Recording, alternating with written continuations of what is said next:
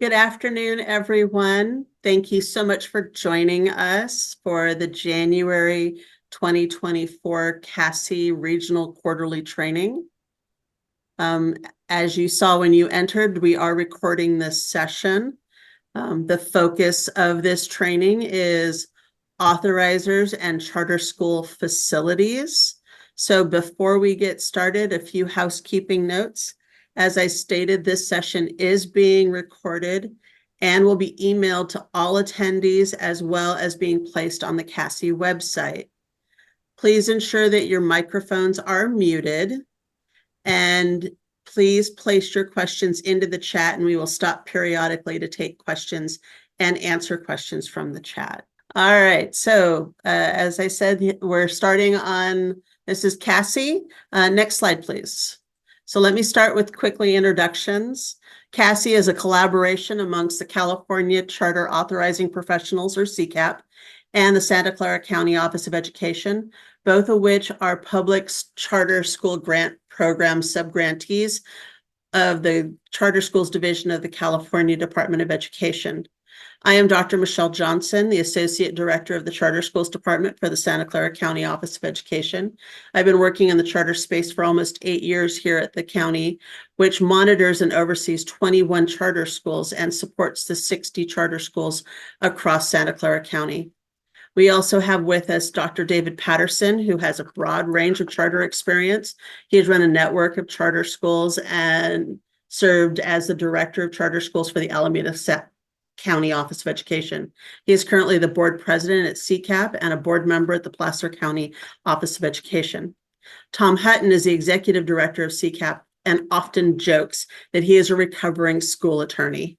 He was the co-founder and board member of a charter school and has served in school districts and authorizers and charter schools. Next slide, please. So as a reminder, CASI is the Charter Authorizer Support Initiative, and it's a combined effort between the CDE, CCAP, and SCCOE. It is funded through the PCSGP grant and administered by the CDE on behalf of the State Board of Education. CCAP and SCCOE are subgrantees charged with doing two things: providing technical assistance and sharing best practices. Next slide, please. So I'm putting into the chat the materials. Oh, no, I lost chat. There it is, chat. So you can now get the slides for the presentation. If you would like to open the slide deck and follow along, the link is in the chat. Once you have the slide deck and can access the resource page, which has a link to all the materials used. You will also have the link to the CASI website and the CDE website. Next slide, please. So please know that this information is the information contained in this presentation is provided as a reference only. Charter schools and chartering authorities are encouraged to review the laws and regulations and consult with their own legal counsel regarding the application to their own specific situations. Next slide, please. And I'll turn the information over to Tom. Okay, thanks, Michelle. We're very pleased today to be joined by two guest presenters, but they're guest presenters who are very familiar to those of you who are CASI or CCAP regulars. First of all, Brianna Garcia is Vice President with School Services of California. Her route to the world of charter authorizing sort of started with LAUSD, where she was in the department that handled today's topic, which is facilities. Now she is also, in addition to her job at SSC, she is CCAP's treasurer. And then we're also joined by Kelly Craig Arnold, who's the director of the Office of Charter Schools for Oakland USD. And she has navigated many of these issues, so we have a good combination of guest speakers to present on today's topic. And if they may want to introduce themselves a little more when they take the reins here. But if we could go to the next slide, just another quick housekeeping. If you wouldn't mind going into your little ellipsis button by your picture and go in and click the rename button and just add who your organization is. That's just helpful for all of us. We will have an opportunity for a breakout session later and get to talk about these issues with one another a little more. And it's just fun to kind of see who's here. And particularly if you're new to CASI, we like to see who's here and make sure you feel welcome. Next slide. So here's kind of a rough roadmap of where we're heading today. And I don't need to read it, but basically there's several different aspects, which you may have seen in the description for the session too, of the authoriser's role with respect to charter facilities that Brianna and Kelly will be walking us through. We will have time at the end for some breakout rooms to talk about what issues or questions you may have, or suggestions or experiences that you want to share. We'll have time at the end of that to come back and sort of report out each group a little bit to share the wealth. For purposes of, if anybody has a situation that they're less than wild about it being on a recording, the breakout sessions are not recorded. So speak freely there. And then we'll leave you with, of course, the all-important, very short evaluation so that we can fine-tune these programs for you going forward. And we'll leave you, especially for those of you who are new to CASI, with a heads up about things that are on the horizon for CASI in the coming months. Next slide. And with that, I think we're handing things over to Brianna. Thank you. Thank you, everybody, for being here. Today, Kelly and myself are going to be talking to you about charter school facilities. As Dave noted, I started my charter school journey when I worked at LAUSD in the Facility Services Division, helping or working with charter schools that were looking to access district facilities or funding in order to construct their own facilities. And I've been with School Services of California now for a little over 10 years. And so I'm very happy to have Kelly here co-presenting with me because while I am very deep into the law and what's going on, all of my anecdotal stories are about 10 years old now. And so Kelly is going to be able to provide some real world what's happening right now with all of you to go along with the technical and regulations part of it. Kelly, do you want to introduce yourself or say anything before we get going? Sure, I'll do a quick intro. Hi, everyone. I'm the director of the OUSD Office of Charter Schools. Our office authorizes 28 charter schools, and there are, I believe, 39 total charters in Oakland, many of which are in a wide variety of agreements with us for OUSD facilities. So my office manages the Prop 39 process, negotiating short-term leases and long-term leases, and really all things charters / facilities related. So if there is a scenario that involves charter schools and facilities, we've probably dealt with it. So I'm here to provide a little bit of just local context to the information that we share today. Thank you. So we'll start with the big picture, which is, as with everything these days related to real estate, the focus here really is on, location, location, location. In the case of charter schools, the term you hear most is geographic limitations. And so with the passage of Assembly Bill 1507 several years ago now, the geographic limitations for charter schools really were tightened a bit further than what some thought they were in the law prior to that. So before the passage of AB 1507, a charter school had the ability to locate outside of the boundaries of its chartering authority if certain conditions were met. But the reality we find ourselves in now, based on just some different things that were going on out there in the real world, is that charter schools are restricted to locating within the geographic boundaries of their chartering authority. This means that the boundaries of a school district, if they're submitting a petition to a school district, or within the county, if they're submitting a petition directly to the county. A charter school that is approved on appeal to the county is restricted to the boundaries of the chartering authority that it first applied to. So if it applied to a charter school, to a school district and was denied, and then appealed at the county level, if the county does approve it, they are restricted to the boundaries of that school district that they first applied to. There is language in the law in 1507 that grandfathered in existing charter schools that were located outside of the boundaries of their chartering authority. If a charter school had a site that was located outside of the district, but within the county, and all of this happened prior to January 1st of 2020, it could continue to operate in that location until their petition was renewed. And at that point, if it wanted to continue in that location, it either had to get approval from the school district where it was located in order to continue operating, or it had to submit its renewal petition to the new school district or the school district where it was actually located.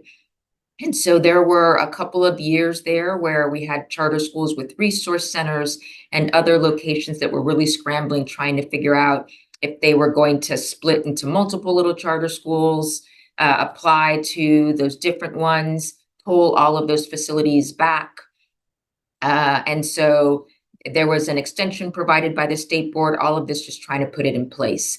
The one thing to note, though, that as far as the state was concerned, if there was a charter school that was authorized by a new authority because of this change in law, they were still considered an existing charter school. It didn't flip them into being new and having to start the whole process, get a new CDS code, etc. And so that was an interesting couple of years there as all of that was playing out. There were also changes to the location of and the number of resource centers that charter schools could establish. So charter schools used to be able to open a resource center in an adjacent county, and now they are only allowed to open a resource center, a meeting space, or other satellite facility within the jurisdiction of the school district where the charter school is physically located. If that facility is exclusively for non-classroom based charter students, and the majority of the charter students are residents of the county where the school is authorized. So lots of words, but the idea with that is effectively that they're opening resource centers within their charter, within that geographic limitations, their chartering authorities' boundaries. The charter school has to notify its authority before opening resource centers, so they can't just decide one day to open one up and or open multiple of them up without letting their charter authority know first. And the law also allows a charter school to open more than one resource center, but again, has to be located within the jurisdiction, within those geographic boundaries of their chartering authority. The law added a little bit more information or requirements with regards to this. So in order to open that additional center, it has to be located within those boundaries, and it has to be approved by the chartering authority. So for multiple resource centers, it can't simply tell the chartering authority, hey, I'm opening another one up. It actually has to get approval to do so. And as with the geographic limitations, there was a clause that grandfathered in charter schools that had resource centers outside of their authorizer's jurisdiction. Again, those resource centers could remain open until that charter school was up for renewal. And at that point, they either had to get approval from the school district or county where the resource center was located in order to continue operations there. I'll note that non-classroom based charter schools operating prior to October 1st of 2019, whose authorizer changed because of these requirements, again, were also still just considered continuing charter schools. Kelly, anything to add on those before we move to other facilities options? I'll just add for kind of the previous slide, this only comes up if you have a charter in your geographic district that's authorized by another district. So this happened to us when we had a charter that was in Oakland, but was authorized by the city of Alameda. So when they came up for renewal, they first had to ask us if they could be reauthorized with Alameda. We said, no, you have to come to us for renewal. So they came directly to us for renewal.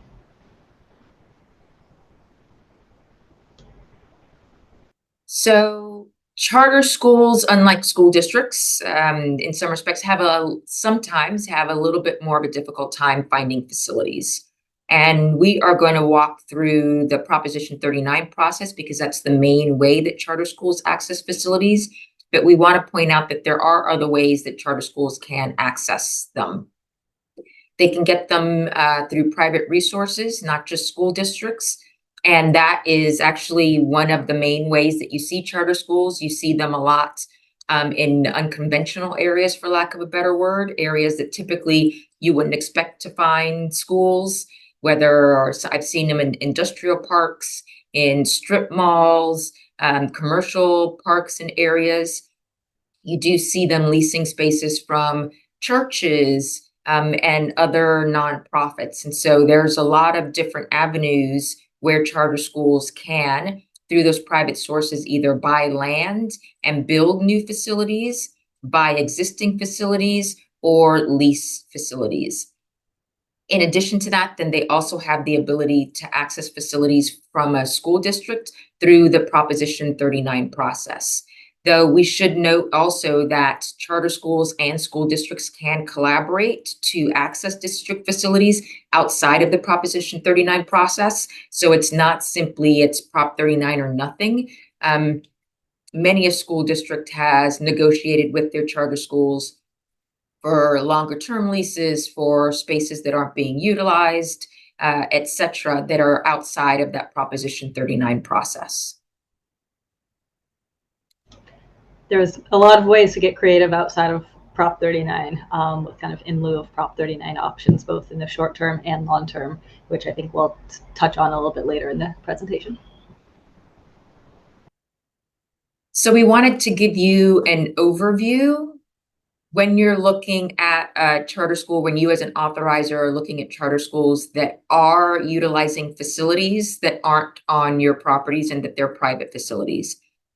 And these apply whether the charter school is building a new facility from scratch, whether they are doing, major tenant improvements or modernization to an existing facility, or even when they're proposing to lease a facility. And so I think this comes into play really in those instances, and you want to ensure that you're having conversations with the charter school before they sign on the dotted line, because you want to make sure that they have these 6 requirements, or that they're considering these 6 considerations before they actually sign something that then might not be able to work for them. And so the very first one of these is verifying their proximity to airports. There is language in the California Code of Regulations in Title V with regards to facilities that are housing students. And that includes charter schools, and one of those is being a certain distance away from an airport. Second is you want to determine, and the charter school should be looking as to whether or not the facilities need to comply with the FIELD Act. So the FIELD Act was a law that was passed after one of the earthquakes here in California, and it really does provide you with the breakdown of the standards that a school needs to meet in order to be occupied by students. This is something that the Division of the State Architect oversees, and they're looking for really fire, life safety, structural stability, those types of things. Charter schools are not automatically subject to the FIELD Act and do not necessarily have to go through the Division of the State Architect in order to move into a facility. They have, or in most cases, they have the option. If they don't go through the Division of State Architect, they do have to go through their local building and planning and safety. So it's not that they can simply move in and nobody's paying any attention. They do have to go and get whatever permits, occupancy agreements, variances, conditional use permits, etc., through their local building and safety if they don't go through the Division of the State Architect. The exception to this is if they're receiving any funding from the state through the Charter School Facility Grant Program. The state requires that if they're getting those bond funds, they meet all of the same requirements that school districts have to meet. And that includes complying with FIELD Act and going through the Division of the State Architect.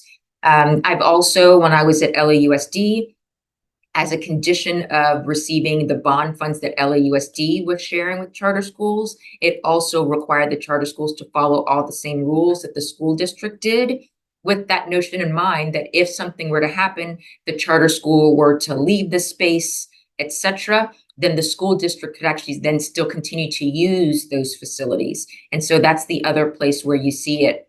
It could be a requirement of the funds being provided, but otherwise, per law, if they're using private funds or their own funds, charter schools are not required to go through the FIELD Act. The third thing that you want to make sure that the charter school wants to make sure about is whether the property allows for zoning or allows for a school through the zoning. And if it doesn't automatically, then they're going to need to have either a conditional use permit or some type of variance or something like that in order to occupy that space and use it for school use. And I'll talk a little bit about a zoning exemption option as well coming up. The fourth one, and this one is the one that bites people sometimes, is determining whether or not the facilities need to meet the American with Disabilities Act. In most 99.9% of the cases, if it's a new facility or major renovations are going to be happening, it's automatically going to apply or going to meet the requirements of the ADA, because either whether it's through the division of the state architect or your local building planning safety department, they're going to use the latest code regulations, and all of that is going to meet the Americans with Disabilities Act. I think where it gets a little squirrely, for lack of a better word, is when improvements are being made to existing facilities and you find yourself in a situation where you don't think you need to upgrade an existing facility because, hey, it's there, it's being used, I'm just moving in. But if there are some improvements that are being done, it could trigger ADA. So the example I like to use is, a charter school is on a district site and it's using the entire site. And it's been operating as a school for years. So they think everything is great. They decide that they need additional classrooms and they put a portable building, out in the back 40. I think everybody's thought is, oh, of course, the portable building will be up to ADA standards and we'll pay the money to have that done and we're good. But when you're looking at the Americans with Disabilities Act, they're also looking at path of travel. How do you get to that portable building? And in this scenario, the only way to get to that back 40 and that portable is through the front doors of the school, down a steep flight of stairs, and then, walking down a field to get there. So because of path of travel, that means that entrance, those stairs, that entire path to that portable building also has to meet the Americans with Disabilities Act standards. So just something to keep in mind with regards to improvements that charter schools are doing, potentially to any facilities that they're going to be utilizing. Number 5, and this one is crucial. And again, this one is also why it's important in order to make sure that you're having conversations with the charter schools and that the charter schools understand what goes into owning or leasing facilities. And that's to ensure that it's going to adequately meet the instructional program. As a lot of you may know, again, charter schools don't have the same requirements as school districts with regards to the number of classrooms and classroom size and teaching stations and etc.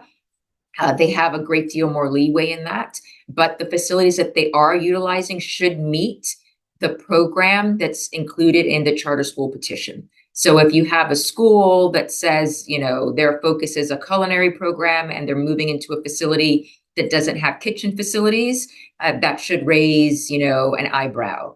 Are they partnering with somebody nearby in order to access those facilities? What is it that's happening with that?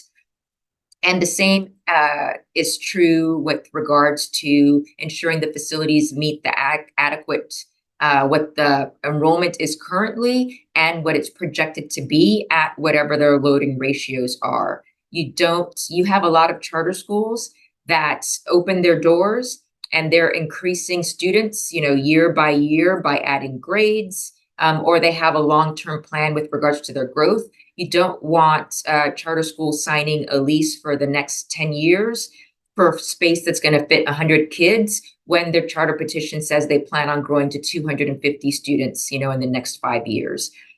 And so these are things that, while they are the charter school's responsibility to ensure that they are meeting all of the requirements, you as an authorizer, as you're reviewing either their petition or the information that they're providing, should also just be double checking and making sure that they know all of these things and that they make sure to have all of those in place before they actually sign on that dotted line to either build or lease something. Kelly, any fascinating experiences with these kinds of items with regards to your charter schools? Not particularly. These are mostly things that we would ask for as part of a material revision if they're moving into a different facility, or I guess as part of a new petition if it's a starting charter school. All right. So you as the authorizer, these are the items that we would recommend that you check in with your charter schools and make sure that you're looking for these documents. So as I was talking about in the prior slide, if they had to get any permits, any variances, their certificate of occupancy that actually says from either the Division of State Architects, though it's a different form number, or their local building and safety, that yes, they can occupy those facilities for school use for X number of students and staff. Those are important. This is required so that you can make sure that the charter school can actually operate at the location that it's proposing to operate. You want to review any leases that they have. You want to know what the terms are. And more importantly, you want to be able to compare the terms with regards to the cost of the lease, utilities, etc. And was that captured in the budget that they provided? And was it adequately captured? If the lease says they're going to be paying $10,000 a month, but you only see, $8,000 a month in their budget, how is that going to work? And that needs to be corrected. And hopefully before that lease is actually signed, though most of the time you get it after the fact. The other thing you want to make sure is that you're going to be visiting those facilities. And again, it would be good to do so before that lease is signed, but shortly thereafter to make sure that what's described in that lease actually meets what you're seeing with your own eyes. And do they have the spaces that are needed in order to operate the program that they, within their charter petition, has said that they're going to operate? It's always been interesting to me how you can have conversations with the charter schools. You can look at documents and everything looks good between those two interactions. And then school districts go to do their site visits and find things a little bit different than what was stated to them either verbally or on paper. And so it really is important for you to look at all of those documents, review them, and in this case, also just do your own visual inspection to ensure that the facilities actually match and meet what they're telling you on paper and potentially verbally.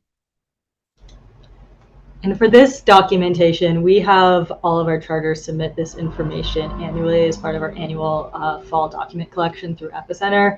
And I mean, for schools that are not in our facilities. So we will frequently find that sometimes schools don't actually have a lease, or the lease expired last year and they don't have a new one for this year, or the lease does not specify an amount, or maybe they don't actually have a certificate of occupancy. They just upload a Word document that says like, we're allowed to be here legally. So we've been trying to check for those things more consistently with every single year for schools and private facilities. Thank you. I also noticed a question pop up about, aside from Prop 39, have any districts provide with schools with administrative supports to secure facilities through the state's facility grant program or others? Many charter schools run a lean administrative team, and pulling your ED or principal away from their core duties for facility procurement can be extremely tough. I can answer from my experience, and then I'll let Kelly.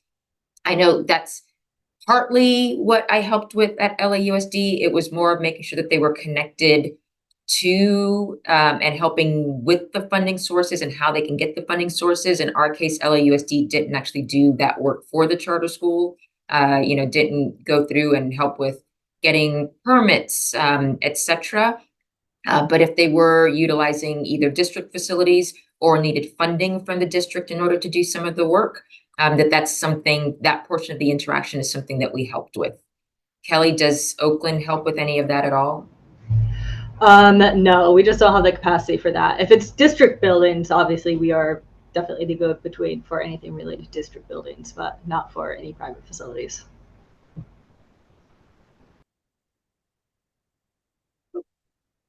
So we want to talk a little bit about some of the facilities or the funding that's available for charter schools for facilities. Again, all of this is outside of Proposition 39. As it pertains to funding, these are a couple of pots of money that we know are available within the state of California. The first is the Charter School Facilities Program. It provides funding to site-based charter schools who want to either buy, build, or renovate facilities. Similar to the State Facility Program for school districts, it provides funding through a combination of state bond funds and a match from the charter school. And a little bit different from how it is for school districts. If the charter school doesn't have the money to make its match, then the state will provide a low interest rate loan for them to cover their piece of it. Charter schools have to meet all the same approval requirements that school districts would have to meet, which, as I talked about before, they're normally exempt from.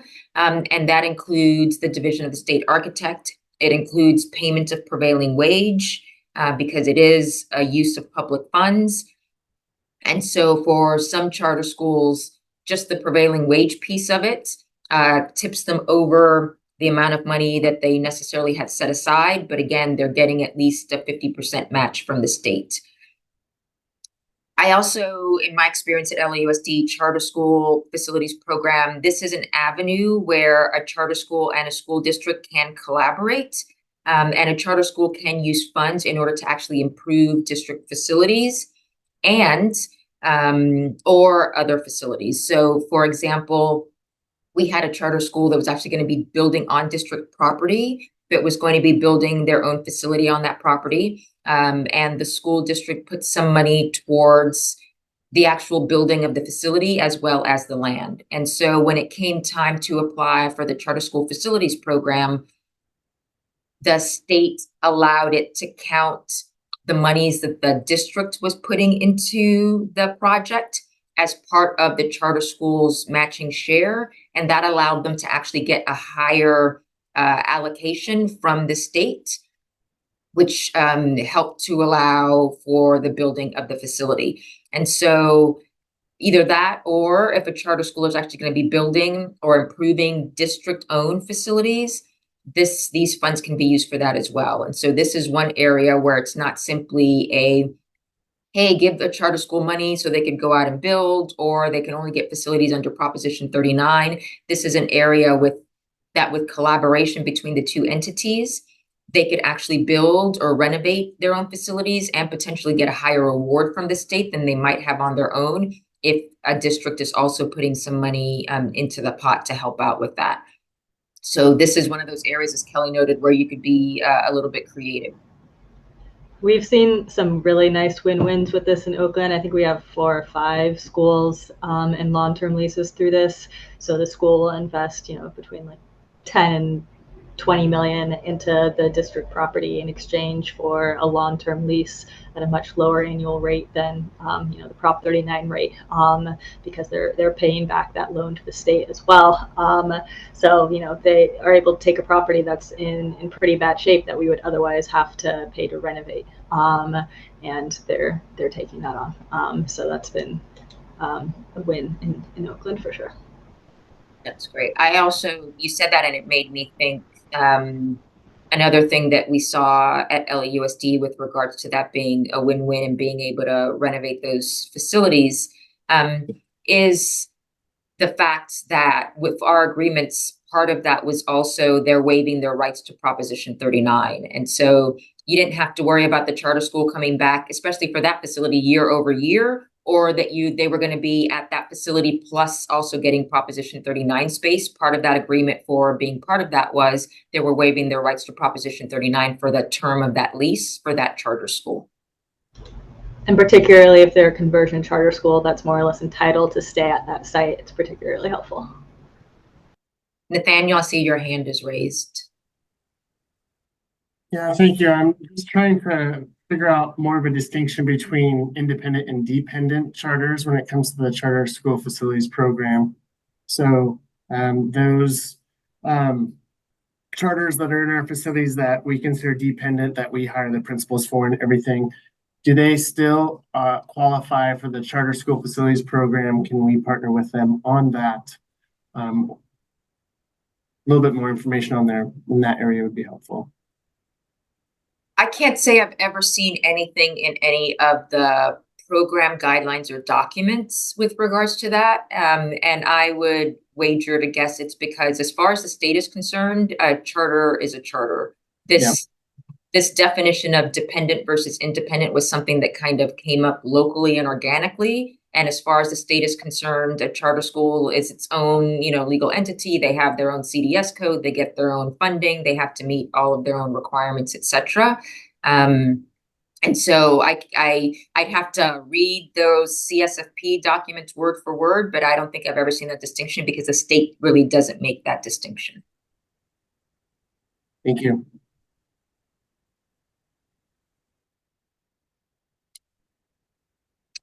So the second pot of money or funds that are available to charter schools is the Charter School Facility Grant Program. So except with the exception of the word grant, it's practically the same name as the other one, which is always lovely. It's not confusing at all. But more commonly, what you hear it called is SB 740. And it provides annual assistance with facilities rent and lease expenditures to classroom-based charter schools that meet certain eligibility criteria. And the main criteria for this are students eligible for free or reduced price meals. And what this program does is award the lesser of an annual amount that's adjusted by COLA each year, or 75% of the annual facilities rent or lease costs. So as part of the governor's budget, he started a couple of years ago with regards to them adding COLA, and they also added an additional $30 million to the program several years ago, which is something that has come in handy because the program is regularly oversubscribed. They have more people that are submitting and requesting funds than are actually, more that are requesting it than funds that are actually available on a year-to-year basis. And something to note here, these funds cannot be used for school district facilities that are being occupied under Proposition 39.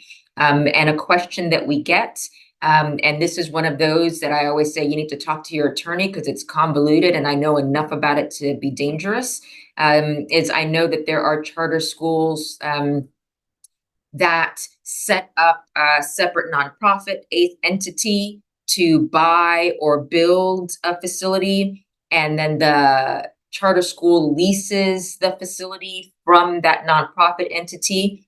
And because they are now leasing facilities, they actually do and are eligible to receive funding through the Charter School Facility Grant Program. So they actually do get assistance with those lease payments based on that mechanism or that legal structure that they have set up for those facilities. Kelly, you have some. We have a lot of schools that take advantage of SB 740, mostly for schools that, frequently they'll own the building under an associated LLC, as you said, and then pay rent to the LLC. There was actually a bill earlier this year, I think it was from Mia Bonta, I'm forgetting the bill number, that essentially proposed closing that, like what she was calling a loophole. It didn't end up moving forward, but I think it's possible it could come up again. Yeah. And so, a lot of them have, and I have seen some very simple structures and some convoluted structures. And so if you do have charter schools that you see are coming to you with this structure, it is legal, at least as long as no bill gets pulled forward. But it's definitely something you want to get the details from them about, who the entities are, what the relationships are, what the agreements are between those entities, and have your attorneys take a look at that. No, it's something that can be done, but that needs to be monitored, and you need to see how that's working. And always when I'm doing fiscal reviews on the other side of that, when I see those come in, I want to see if they can actually afford and their budget works out without getting that reimbursement from SB 740, A, because it's not guaranteed, and B, because they are oversubscribed regularly, they're not always going to get the full 75%. So when a charter school is submitting a budget that shows, they're only paying X amount in rent, and a big part of that is this SB 740 money, I always back out that additional money to see how it works out at the bottom line, just because it's not a guaranteed source necessarily.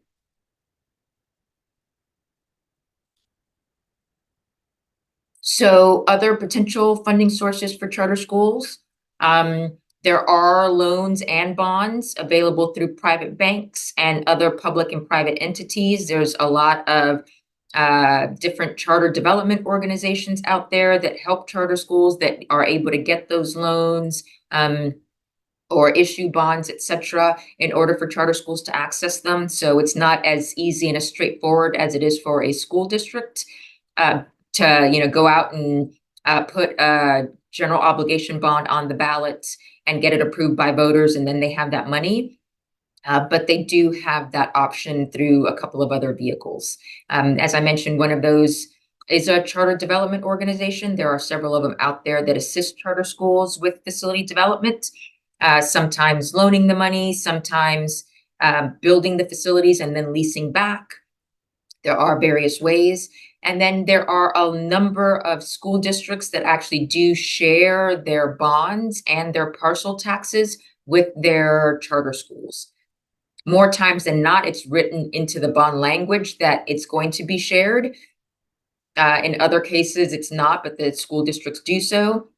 And so there is that possibility if you are a school district and you, I don't think that's the first place most school districts go, but you being the point person for the charters, if you're seeing that your charter schools, there's a lot of demand for it, that might be a conversation, or you should definitely be one of those voices at the table when those conversations are happening with regards to size of bonds, where the monies are going to be used, etc. Ultimately, and you'll see this under Proposition 39 more so, but the intent is that all school facilities be shared equally amongst all students, and that includes charter school students. And so this is one avenue that can happen. I don't know, like I said, I know at LAUSD, we actually did share, there was a certain amount that was set aside for charter schools. Kelly, do you know, does Oakland actually share any of its bond proceeds with your charter schools? No. I know there's definitely some other districts in California who do. I don't know if they're on the call, but we do not. Yeah. And I know that some school districts, some charters, or CCSA has taken some to court over some of these things. Some have threatened to vote against and rally the community against approving bonds unless they're included as part of those conversations. So just those kinds of things are things to keep in mind with regards to the charter schools. And there is an option and a possibility. And providing them with some of these funds, again, could alleviate your exposure to Proposition 39 and other things on your district facilities. So it's definitely, I think, something to consider and look at. Another option that you don't see used very often is a zoning exemption. So under the government code, school districts by a 2/3 vote of their governing board are allowed to basically exempt themselves from city and county zoning ordinances. So if a school district has a piece of property and it's in an area that says you can't build more than, a 1-story building and it can only be for commercial space, the school district under a 2/3 vote, can actually exempt themselves from that and build a, 3-story high school where it's needed in order to meet their student demands. This is for facilities that are classroom based, so can't do this, in order to build the school district's administrative buildings. And the school district has to notify the city and the county that they're going to take this action before they do so, giving them the heads up that this is happening. There's also a government code section that allows the school districts to render city or county zoning ordinances inapplicable on behalf of a charter school. And so this is probably not used all that often, but a charter school who has a facility that's going to be physically located within the geographic jurisdiction of that school district, the school district could also exempt them from zoning. And again, these are these kind of out of the box thinking. If you have a charter school that has a facility, or has land, and has the money through the charter school facilities program or some other source to build their own facilities, and the only thing holding them up is that the zoning is going to be an issue, this might be something that, again, win-win, they get their facility and you're not having to provide them with space under Proposition 39. We do recommend that school districts, if you're going to take advantage of this zoning exemption, that you put some policies and procedures in place, that it's not simply, you know, the charter school pops up and says they want to do it and you go, sure, and move on. And it's not something that the other charter schools that you might be authorizing don't know anything about if you have more than one. You want it to be a transparent process and you want it to be equitable, and not that you're playing favorites with one charter school, but not something that you'd be willing to do for another. And so when I was at LAUSD, we required an application that included information with regards to the property, where it was, what the zoning was, ensuring or certifying that they were within the boundaries of the district, that it was going to be utilized for classroom spaces. There were documents with regards to, we wanted to make sure they actually did have the funding and the wherewithal to build on it. We wanted to make sure that they were in good standing with the district and with the state, that they, you know, were financially sound, and that they had completed or were going to complete, you know, all the environmental reviews, etc. And so you don't want to do this haphazardly. You want to have some ideas in place with regards to what your requirements are going to be, to make sure that you are covering the district, as well as ensuring that the charter school gets what they need. And we would execute, you know, execution of an agreement stating that all of these things were going to happen if they hadn't already, was something that was also important to do. And so I know at LAUSD, we moved forward this once or twice. I don't know if they've used it since then, or honestly, if any other district in the state has used it. I haven't come across any, but it is in the law and it is allowed. Zach. Yeah, question on this. So we work with a classroom-based school that is moved into, had to kind of move facilities pretty quickly due to some issues at a previous facility. And since moving in, they've had a very tough time getting a certificate of occupancy and the fire marshal passing the fire inspection. They thought when they executed the lease that they were all grandfathered in, everything was good to go. And going through this process, it's been a real pain in the butt. The district then sent a notice of concern regarding the facility. But now reading this, is there a possibility, because then they're asking, hey, well, can the district help out with SB 740 if we are forced to pay an exorbitant amount of money for a new fire system, sprinkler system, to get the certificate of occupancy?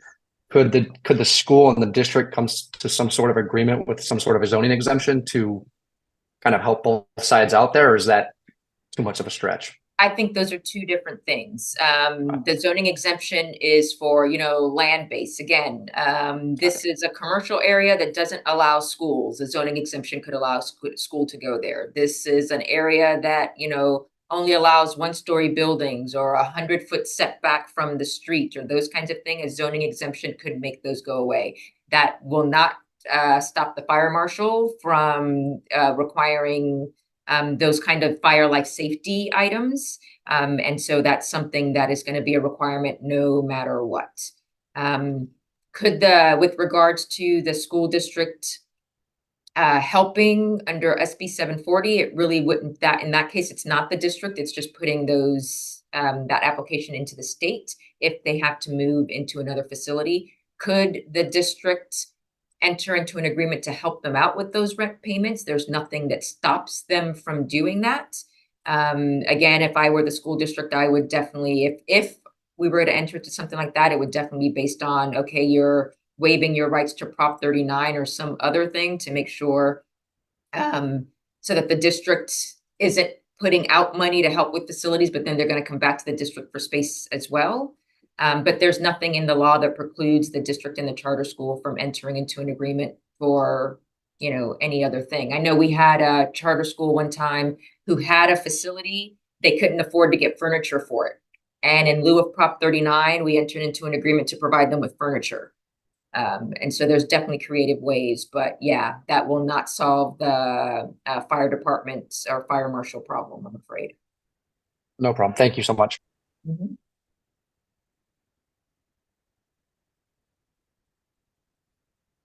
So other alternatives, again, before we move into Proposition 39, and this is kind of what I was talking about with Zach, a charter school and a school district can enter into an alternative to Proposition 39 at any time. Nothing in law nor any of the regulations prohibit the implementation of an alternative.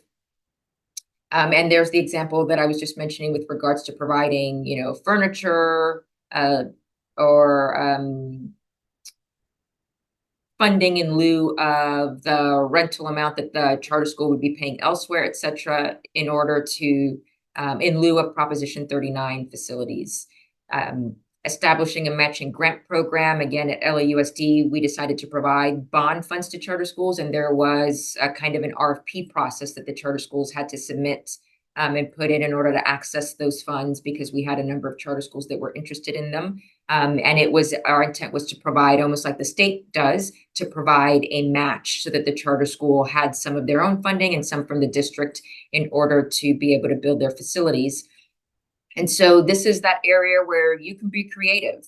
There really is very little in law that says you cannot do this with regards to charter schools facilities. And so if it's something that's going to be mutually beneficial to both of you, that you can enter into some type of agreement in order to do that. Kelly, do you have any interesting alternatives that you guys have put in place? We've gotten very creative. I mean, we actually exclusively do this for charters that are already in their district facility. So I wouldn't really recommend this for a school that hasn't been in the facility yet. We generally try to align kind of the shorter term in lieu of Prop 39 agreements to the end of the charter term. And we have a slightly more creative fee structure. So there's a small multi-year premium. We charge a premium for rooms outside of the Prop 39 kind of baseline allocation. The charter takes on some facilities responsibilities, but you kind of want to weigh this negotiation in terms of what is best for both the district and charter, because charters don't want to go through this every single year if they don't have to. And we as a district also really don't want to go through this every single year if we don't have to. So coming to a multi-year agreement makes a lot of sense. And that's kind of in the short term. We actually have 8 in lieu of Prop 39 facilities use agreements coming to our board. What day is it? Tomorrow. There's that, and then also, as we kind of mentioned before, this option for kind of a long-term lease if there's a significant multi-million-dollar investment in a different district property. And if anyone wants, kind of resources on what some of those templates can look like, I'm happy to send them your way too. Thank you. So we always make the argument that for all of these things, especially outside of Proposition 39, you want to make sure that you're being equitable and fair, that one charter school isn't coming knocking on your door asking you for something and you go, sure, and you basically, give away the house when no other charter school even thought or knew that this was a possibility. And if they knew, they might be interested in that type of arrangement as well. And so always recommend that school districts establish policies and procedures to ensure that all have access to these facilities in some kind of fair manner, that programs be established or requests considered with that broader picture in mind. So again, just ensuring that all charter schools have the ability for that. Requests for proposals are one good way of putting that out there. You're putting out what the district is offering, what your requirements are for someone being eligible to utilize those dollars or those facilities. You develop a scoring rubric from the very beginning. So it's not simply, oh, that plan looks better than this one does. There's a very strict or a very clear scoring rubric. And so that, if anybody scores above X, they're automatically eligible, or the highest score is getting it and then working its way down, whatever that might be. but everything is very clear up front. And then that you have agreements in place for all of these. And once again, template language is always useful so that there is equitable treatment, but you also have to have the ability to adjust and customize portions of those agreements as needed. But with all of these types of things, this notion of putting policies and procedures in place, having agreements, requests for proposals, all of it is really just to ensure fairness, and that you're treating everyone equitably, and not that you have favorites coming through, which sometimes can happen, especially if you have larger districts and different, what's the word I'm looking for? I can't remember what district it is that pops into my head, that they had, area superintendents. And if a charter school was in with one of their superintendents and the other one didn't know about it, that could be an issue. And so you just want to try to make sure that whatever processes you're putting in place, if you're putting them in place, which we recommend, or I recommend that you do, that you're just doing so in order to ensure a fair and equitable process throughout. And so with that, we're gonna turn on, oh, sorry, Kelly, you unmuted. Did you want to add something? Yeah, I was just going to add, so, I mean, we have a long-term lease criteria to help a board determine whether to proceed with long-term leases, but also kind of, I think a lot of districts are experiencing declining enrollment and more underutilized space or more underused space. And so these conversations about kind of charters coming into district spaces, I think are going to continue to keep coming up. So having like a very clear framework for how those decisions are made and encouraging your board to really make sure that they are making, legally compliant Prop 39 offers and thinking strategically about how to use these potentially underutilized buildings that are coming, available, is super important.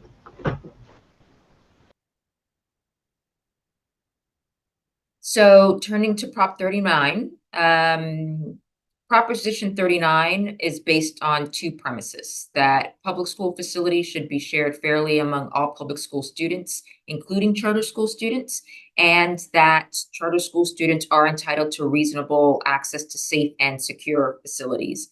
And so school districts are required to provide reasonably equivalent, contiguous, furnished, and equipped facilities to their charter schools. The school district has to provide facilities to accommodate all of the charter schools in district ADA. However, if there are fewer than 80 ADA, then the school district isn't required to provide facilities, though it can choose to do so. And this is one of those areas where the law doesn't require you to, but if you have the space, it's something that I would encourage you to consider doing so. Also, you're only required to house in-district students, and Kelly made some mention to that as well. You are allowed to enter into an agreement with them to offer space for the students that are not your in-district ADA. And you can do so, at different rates and under different terms than those under Proposition 39. But for the in-district students, you over 80 ADA, you are required by law in order to provide those facilities. The school district and the charter school have to, or they come to some kind of, can come to some kind of agreement for those additional students. You are only required to provide facilities for classroom-based ADA based on the charter school's projections, though the district can use different ADA assumptions as long as they explain why in writing. And we'll talk about that when we look at the Proposition 39 process. And Proposition 39 is an annual process. And so while we've talked about, made reference to several times now, the ability to enter into longer term agreements outside of Proposition 39, and I think we would recommend it, as Kelly said, the charter school doesn't want to go through that every year, and the district doesn't want to have to review that, especially if they're looking at multiple offers every year. So I know I would recommend, especially if you have charter schools that are conversion charter schools that are going to be there for the 5-year term, or now up to 7-year term of their charter petition, etc. Doing a multi-year agreement reduces the paperwork for both parties, and I think is a win-win. Though keep in mind that not only charter schools that a school district authorized can submit a request, as long as a charter school is educating students within your boundaries and they meet the other requirements, they can request facilities from you. It's not just your charter schools that you have authorized that are entitled to facilities, to your facilities under Proposition 39.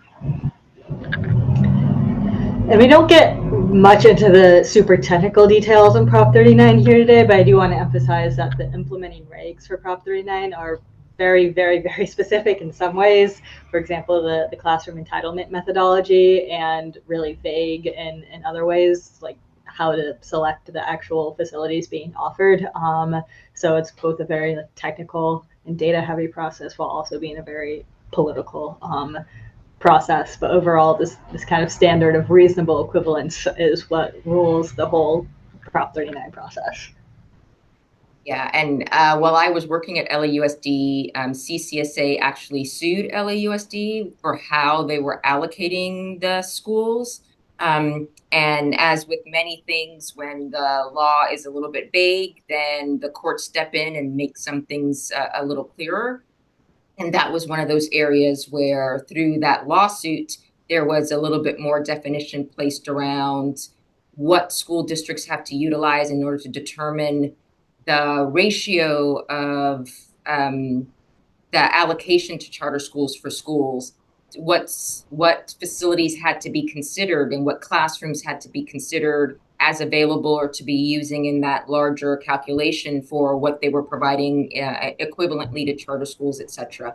And so some of those things there are, when the law doesn't, take care of something, a lawsuit typically follows right behind it in order to clean some of that up.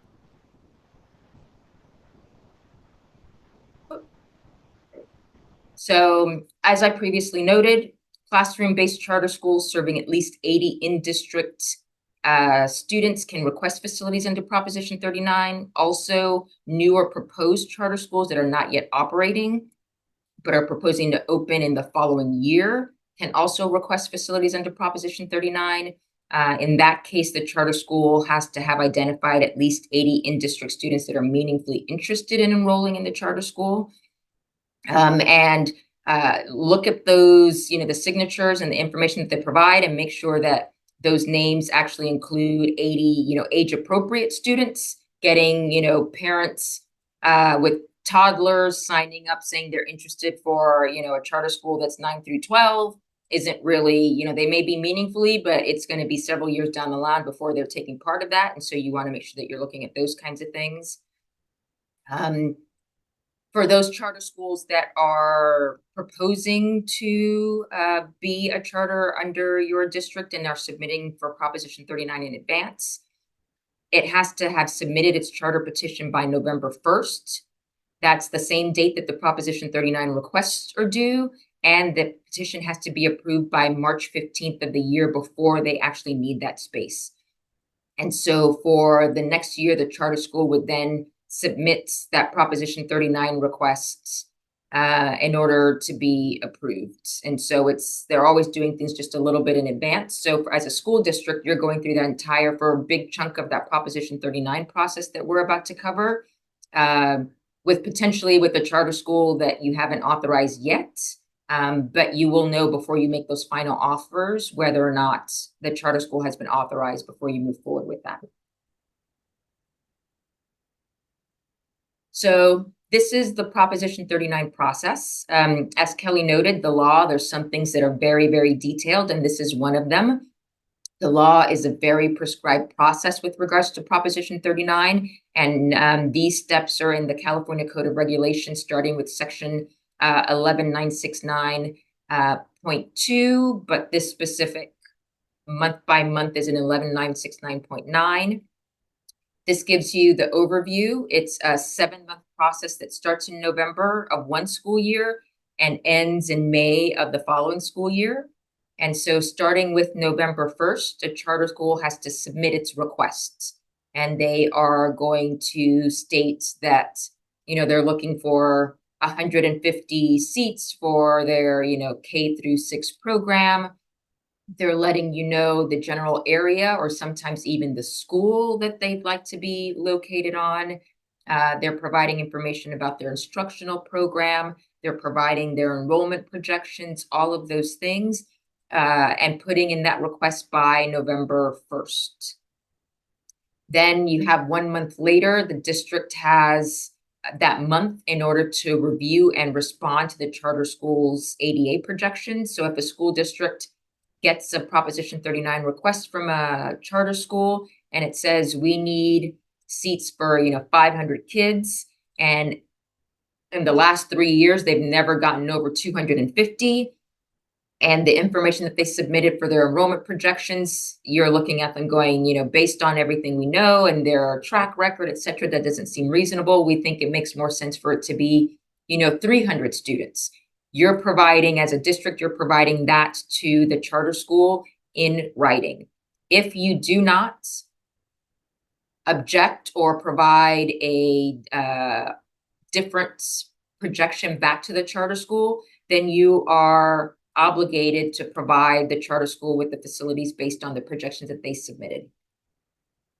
But a month later, January 2nd, the charter school is then responding to the school district's either objections or change in projections. They can either reiterate what they originally submitted and provide some additional detail and feedback to respond to the school district's concerns, or they can go, okay, school district, you're right, we agree with you. And that's where the ADA projections are going to be utilized for the rest of that process. So a month later, February 1st, the district prepares their preliminary proposal. And this preliminary proposal should include basically practically all the pertinent information that would be in the final proposal. It's giving the charter school an idea of what they will potentially be awarded. And so you're providing them with information about how much space you're going to be providing, where you were going to be providing it, especially if it's not at the site that the charter school, if they listed a specific site, at the site that they requested, and providing reasons why for that. You're providing them the pro rata share amount, which we'll talk about momentarily. If there's going to be any shared spaces, if it's going to be co-located, all of that information is provided to the charter school on February 1st. And they have a month until March 1st in order to respond to that preliminary proposal, either saying, yep, this looks great, or can I get 2 more classrooms, or this is unacceptable, whatever they might be. They're providing that information. And then by April 1st, the district makes its final offer based on that feedback and that information that it received back from the charter school. And then the charter school has 1 month up until May 1st, either to accept that offer or to reject it. If they accept it, they actually do have some time to go, wait. If they haven't done it, if they've done it earlier than May 1st, to come back and say, wait, no, decided I don't need it after all. Bill and Melinda Gates gave me a building. But once they accept the offer, then they technically are obligated in order to use those facilities and pay for that pro rata share. Once this entire process is done, a school district needs to have the space available and ready for instruction at least 10 working days before the charter school is going to start school. This allows the charter school time to, move in their teachers and for the teachers to prepare their rooms, etc. The school district and the charter school have to enter into an agreement for the space.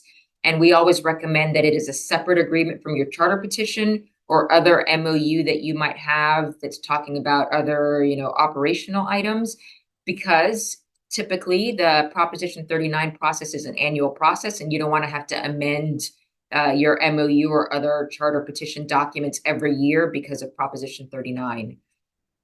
The agreement should include everything that was in the final offer, but we also recommend that it includes information with regards to, liability insurance parameters, hold harmless indemnification language, if you're sharing facilities, where the bus drop-off is going to be and who's in charge of making sure that the, books are returned appropriately and that you have the keys when they need to.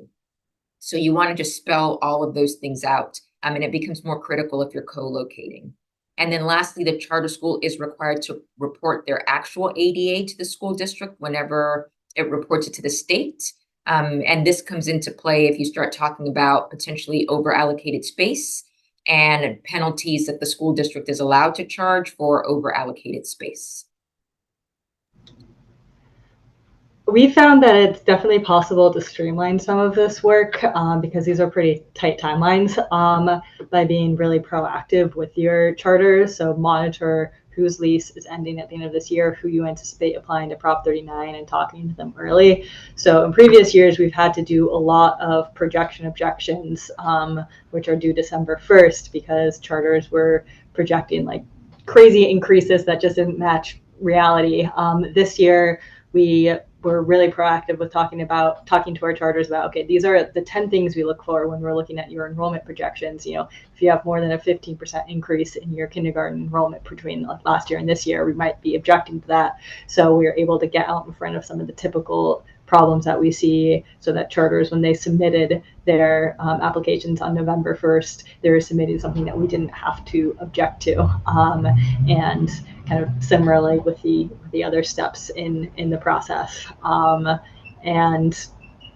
If anyone is new to the Prop 39 process or interested in seeing our methodology and materials, we have all the documentation for each one of these steps for the last, I think, 5 years on our website. If you want to see some templates. And then I would also just highlight how important just communications is here. There's a lot of people who need to be in the loop. So like your board, district senior staff, especially at co-located district school leaders, and being able to preview all of this for the charters so that no one's surprised has been really important for us. Thank you. Yeah, and I think that's something that's important is, you know, while the law requires all of these things be done in writing, that does not preclude you from having conversations and developing a relationship with your charter schools. It doesn't have to be an adversarial process. It doesn't have to be, you know, a long, drawn out legal process. You have to put some things in writing, but that does not mean that you can't or that you shouldn't have conversations. As Kelly noted, maybe try to get some of this stuff, you know, lined up in advance to make this process a little bit easier. Quickly, charter facilities for Proposition 39, what you are allowed to charge is a pro rata share of district-wide unrestricted general fund facility costs. And so to determine the pro rata share, a school district takes its total facilities general fund expenditures and divides by the total district square footage to arrive at a per square foot cost. You can get an idea of the per square foot cost on CDE's website. Charter schools actually submit annually how much they're being charged or what the what's the word I'm looking for? Oh, what the agreement is between the charter school and the school district. And if you were to look at it now, I think the rates that are posted right now are for either last year or the year before, and they range from 75 cents up to $22. And so there is a wide array of what's being charged out there for facilities. Even within a given district, you could have some variation depending on if you charge for custodial and utilities or if you charge separately for custodial utilities. For example, hours ranges from like $4.50 to $9 depending on if you're using our custodial, if you're paying PG&E separately, etc. So those numbers can mean a lot of different things. And what you want to keep in mind with regards to your costs are there the things that keep the physical plant open, safe, and comfortable. They keep the grounds and the buildings and equipment in working condition. And the term that we hear a lot is, you know, it's satisfactory repair. And so those are the costs that are included. I've seen, you know, from deferred maintenance, groundkeeping, furniture and equipment, all of the, you know, from utilities, all of those types of things are things that if you are spending them on facilities out of your general fund, so if these are things that you paid for with bonds, they cannot go into the pro rata share. But if it's paid for out of your general fund, then that's something that you can include in that pro rata share. Once you have that per square foot amount, you're multiplying that per square foot amount by the space that's being allocated to the charter school, both the full cost of it for any space that they're occupying exclusively and whatever the proportionate share is for any space that you might be sharing if you're co-locating. And it's also the other thing to note with this is it's always, at least with that, was always like a year in arrears. because you wanted to know, how much you spent in a given year for electricity. You don't know that full amount when you're going through this process for the year that you're in. And so you're really looking back to, well, what did I spend last year on these costs? And then what was my square footage last year to go with those costs? And you're using that in order to charge a pro rata share for the year that's coming up. And so you're always, like a year in arrears with regards to what's being charged. But that just seems to be the easiest way because you're looking at your actual costs. And in the current year, you just don't know what those are yet. There's a question in the chat about the oversight fee and kind of the linkage to the facilities use fee. So they are two different things. The 1% oversight fee is different, but you could charge up to, 3% if you provide facilities. So it could be the same or it could not be the same depending on how you structure it. We bill for our facilities completely separately from the 1% oversight fee. I think maybe San Diego might be a district that does the 3% oversight fee and includes utilities, but I don't think many districts do that. Yeah, I think most are charging, especially if they're under Proposition 39, whether those are considered substantially rent-free facilities. Most people don't think so. And so you're charging the 1% plus your pro rata share. With regards to facilities use agreements, want to make sure that you're negotiating agreements for alternative uses, ensuring that your obligations under Prop 39 are being covered under that, and just some things to keep in mind with regards to the term length. Again, if it's strictly under Prop 39, it's for 1 year, versus if you're doing something outside of it that could be for multiple years. The language that's going into those documents, you want to provide some consistency, but as Kelly noted, there could be nuances depending on which charter school it is and what facilities they're occupying. You want to ensure that the facilities responsibilities are very clear, especially if you're co-locating, but even if you're not, who's responsible for the annual elevator certification that has to happen versus who's taking care of the custodial work on a day-to-day basis. Deferred maintenance, whose responsibility is that? All of that needs to be very, very clear in those documents.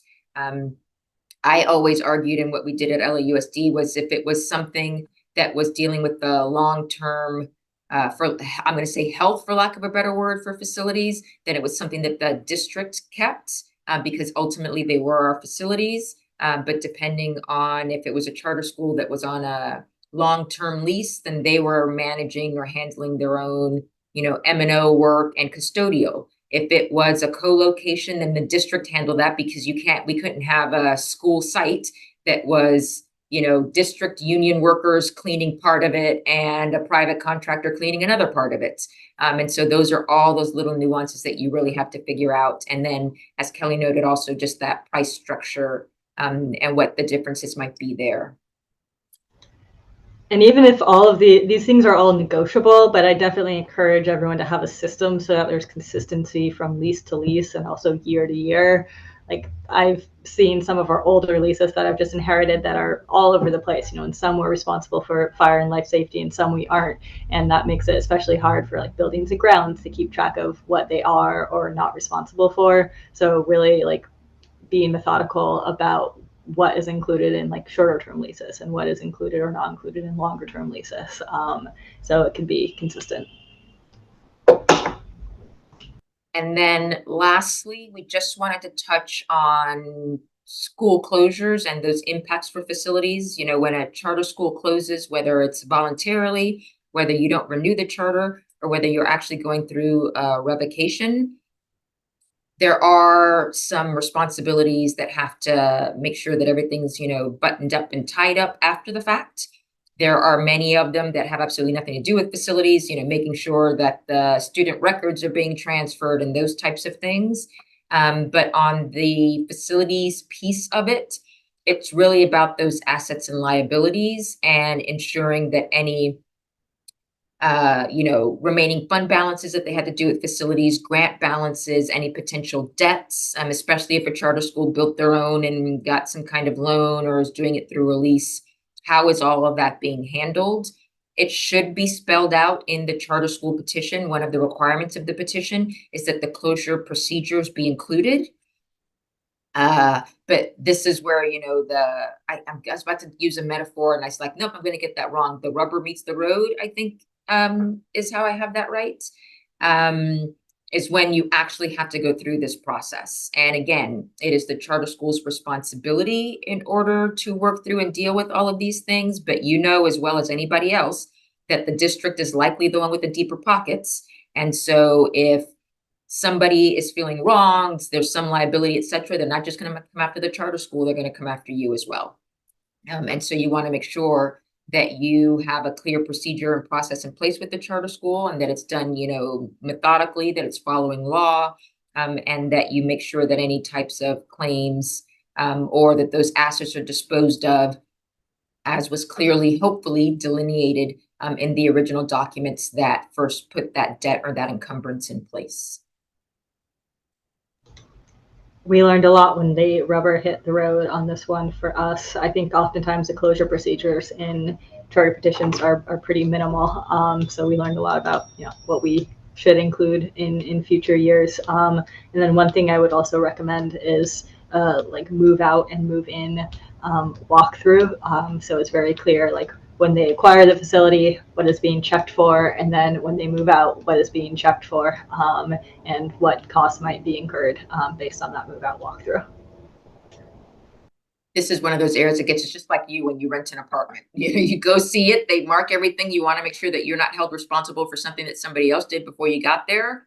And so you want to document everything up front and then make sure that you both sign off on it on the way out the door to make sure there aren't any issues. So. And so with that, I think maybe we can see if there are any general questions. And then our thought was that we could break out into some groups. It would give you guys an opportunity to kind of talk amongst yourself with regards to everything that, you know, we just fed you through a water hose for the last hour and a half or so. And then we could come back, and if there were any, you know, questions that came up in the group, any other discussions that, you know, that those conversations kind of pull together, then we can have a little bit of time to share out and have those conversations after the fact. So I guess we'll ask first or see. I stopped paying attention to the chat, so I don't know if any other questions came in. Maybe before we jump to breakouts, if we could solicit any questions or comments that are out there. You can also do them in the breakout. That way, when we're getting our behind the scenes organizing for our breakout rooms, in the meantime, if anybody has some questions. It's like, I know there's no way Kelly and I explained that so well that it all made complete and utter sense. Just a shy bunch is all. And for just in case people are running away at this moment, here's the survey info.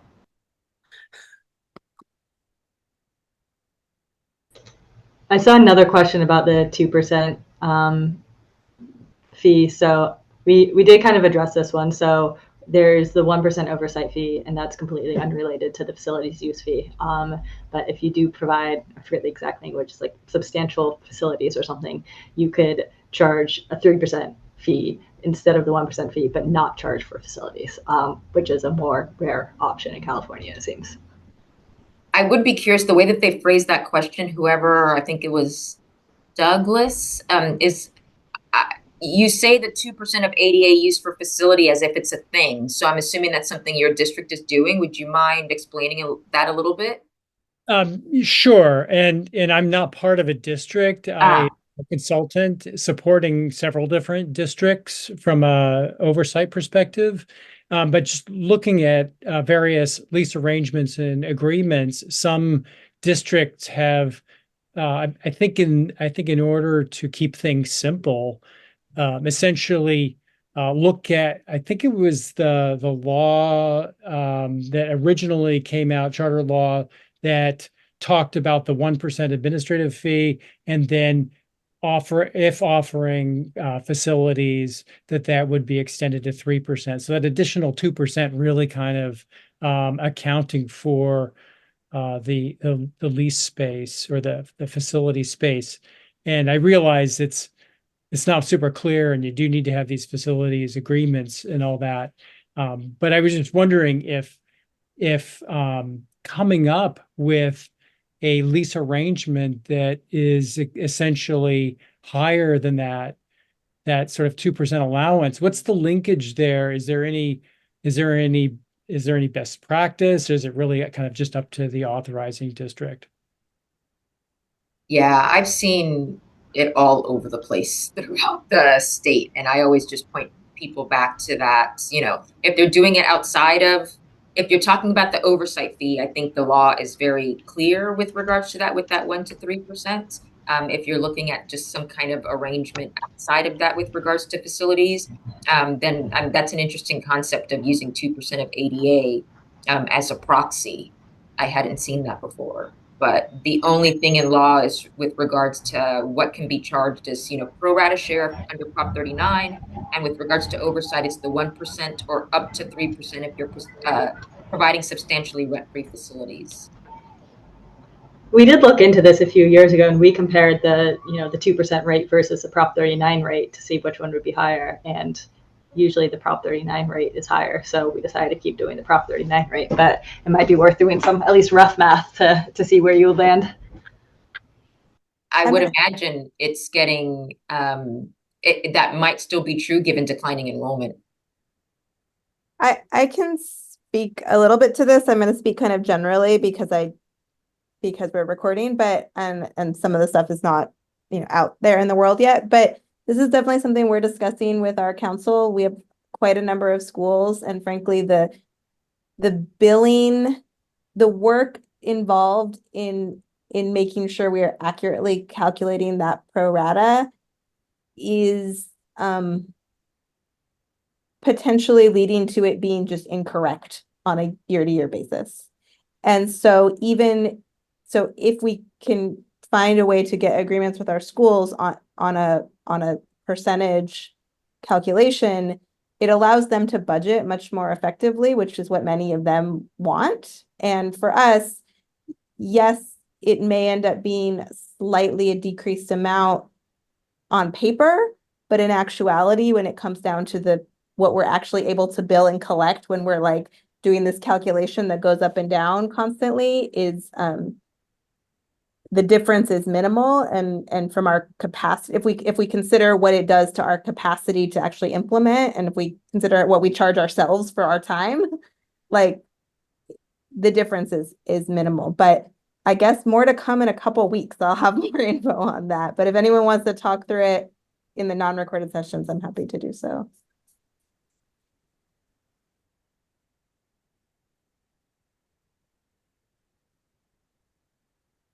Michelle, do you think we should?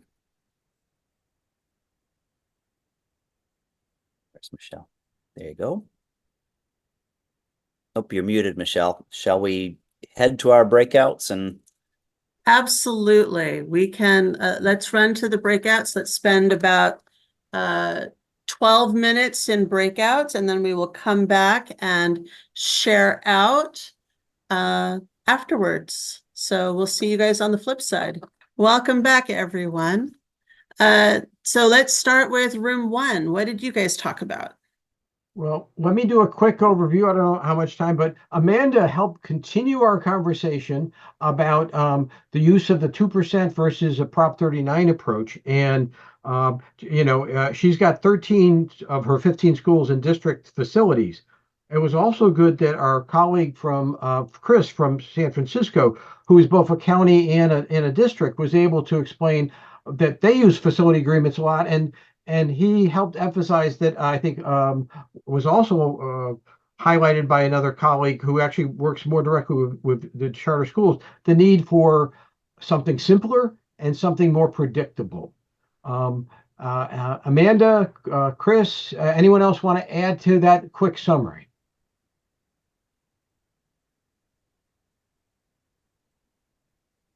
They were a quiet group. No, sorry, David. I think you did it very, very well. I mean, and to emphasize what was said during the session about being able to anticipate any kind of growth within a site well ahead of time is certainly really good advice. Okay, Thanks. Room 2, Tom.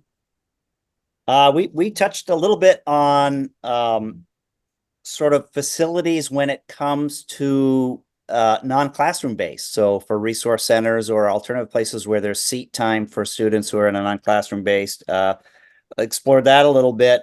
Kirsten had brought up, really an interest in learning more about closures and language ahead of time and provisions ahead of time, not, after the decision. And I shared a war story and that kind of thing about, trying to be thinking about that before the scenario was ever before you. And then Matt had brought a situation in which, a non-district authorized school, but located in a district facility where the county is the authorizer, and there's some difficulties emerging in sort of that landlord-tenant relationship, as it were. And is the role of the county appreciably different in that situation than if it were just any old private landlord and that's not my problem, just what's the answer you're asking the school, or the fact that you have a relationship independent with that district? Is there some different role for the county to play in trying to navigate that? We didn't finish that conversation, but it was an intriguing one. So like Dave did, let me ask any of the people from my group, anything I'm missing or you want to chime in on? Okay. So in our room, we also, like room 1, continued the conversation about the 1% versus the 3%. And we were grateful to have Laco in the room, who basically said, focus on 1% as the oversight, because we need to focus on those expenditures. And if you're going to go up to that 3%, have the remaining 2 be that facilities, so that you're not trying to look at that, at overdoing 1%.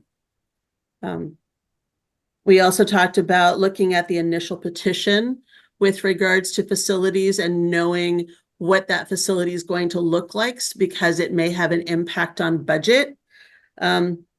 A question was raised about best practices on oversight, and we talked about the use of the SARC and the FIT report, especially now that Williams has come into play. And another thought also came up with regards to looking at that price for rent, because if you see that price for square footage may be outlandish, it might be an idea that there might be self-dealing, or you might have to look at that, at who is the renter, who's receiving that rent, so that you're actually in that right ballpark with regards to the price per square foot. And then finally, the topic came up with regards to charter schools consolidating for efficiency. A lot of charter schools received money at the very beginning for starting charter schools, but now they're finding with declining enrollment that they may need to look at combining or consolidating charter schools for efficiency, because instead of having 2 business operations managers, they may only need to have 1 to run the entire program. So just having those ideas.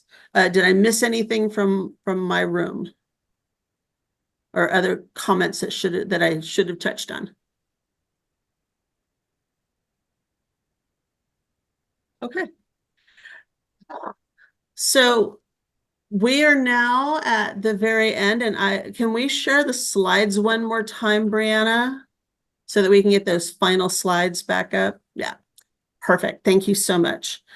So I put into the chat the survey, and we can add that again to the survey. Right now, we only have 4 responses, so we do take all of your feedback very seriously.